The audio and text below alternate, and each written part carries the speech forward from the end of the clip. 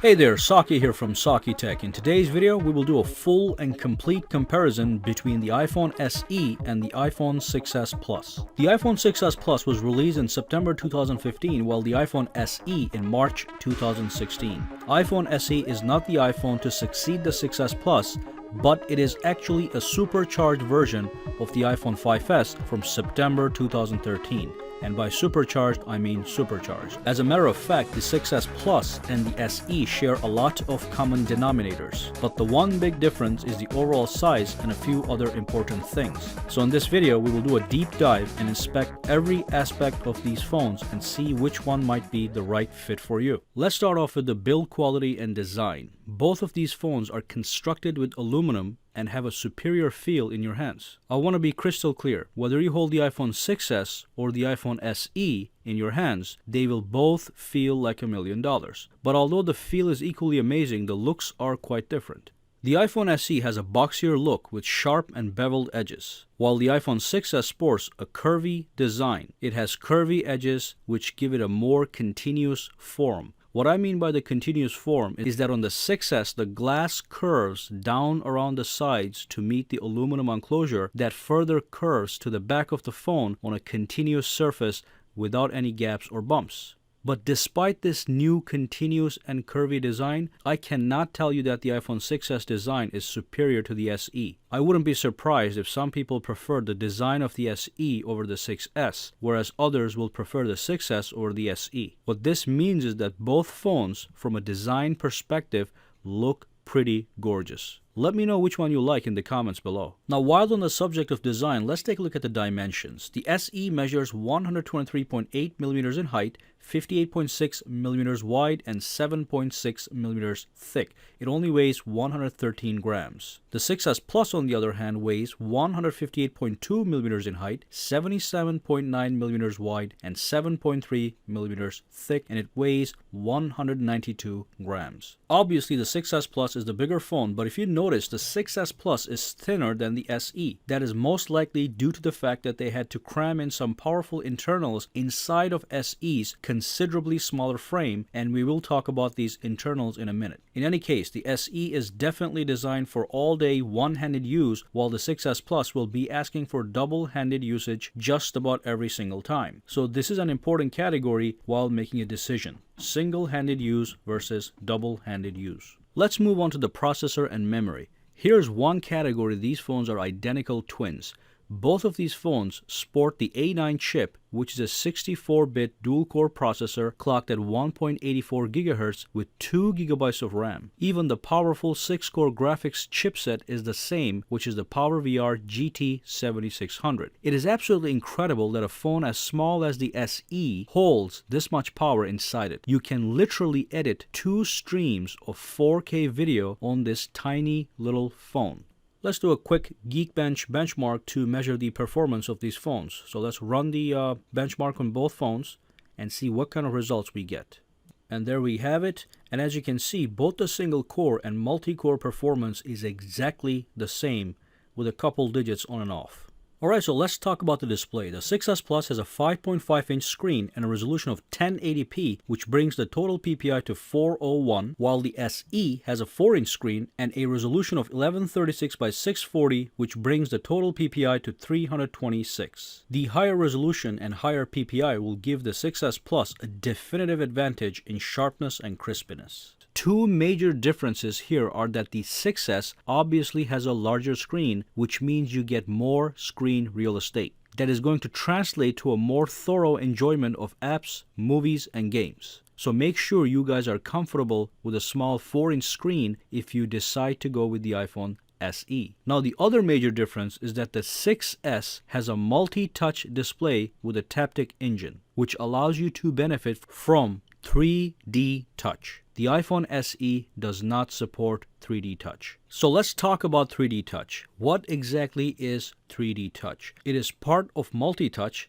and it adds a new dimension to the already existing multi-touch gestures such as tapping, swiping, and pinching. This new gesture is known as peek and pop. With the light press on the screen, you can peek into content such as photos, email messages, hyperlinks, and then with a deeper, firmer press on the screen, you can pop right into the full content. This is all possible, of course, because the iPhone 6s can sense the amount of pressure you apply on the screen with your fingertips. Again, this is a 6s exclusive feature, so if you in fact are mesmerized by this new technology, you should definitely consider the 6s over the SE. 3D Touch also allows you to perform quick actions. Certain compatible app icons can be touched, which will pop a menu with available quick actions. For instance, you can touch the camera icon, which brings up a quick action menu that allows you to take a selfie or take a photo right from the home screen. It's almost like a right-click button for the iPhone. Of course, there's more you can do, but these are some of the highlights. So yeah, if this is a feature that entices you, stay focused on the iPhone 6s. And let's quickly touch on the software. Both phones run the latest version of iOS, so other than the 3D touch functionality, you will get the same exact experience.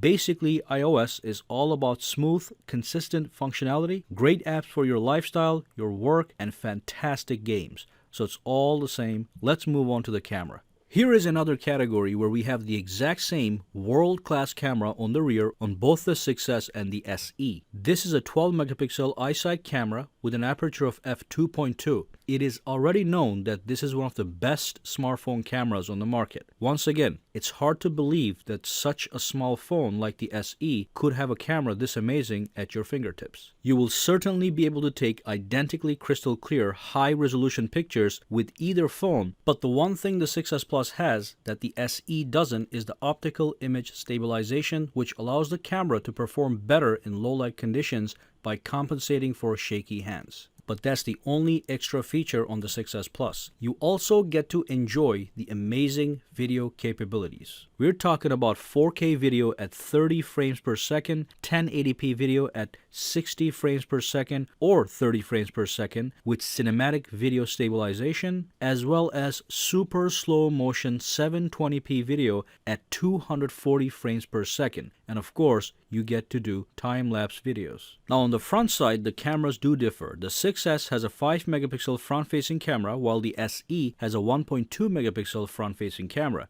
A minor difference that I wouldn't worry about too much. The rear camera is what really counts, and they're exactly the same powerful cameras. Let's move on to the battery. So the 6s Plus has a battery capacity of 2750 mAh, while the SE has a battery capacity of 1645 mAh.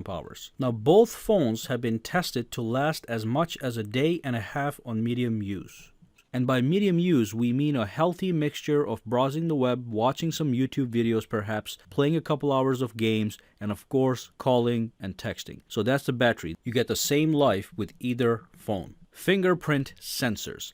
Both the 6s and the SE touch to unlock fingerprint sensor that works flawlessly with 99.9% accuracy. You can use the fingerprint security to unlock your phone, sign into various apps, and make purchases, so that's fantastic. Though the fingerprint sensors work flawlessly, the one on the iPhone 6s is actually faster as it is the second generation version, but the iPhone SE will be using the older first gen version. It's not a big deal, but just wanted to let you know. Let's move on to pricing. SE comes in a base 16GB model for $399 or 64GB for $499. The 6s Plus comes in a base model of 16GB as well with a starting price point of $749. You can also get a 64GB model for $849 or 128GB model for $949. Either phone can be acquired in silver, space gray, gold, or rose gold colors. There is no storage expansion, so make sure you buy the right amount of storage since you will be stuck with that capacity for the term of your ownership. Also note that the 6s Plus costs $350 more than the SE. This is a very important point because you basically get the same power and internals for $350 less on a smaller form factor. But obviously, you lose that larger display, which makes a difference for some people. Alright, so we have looked at everything,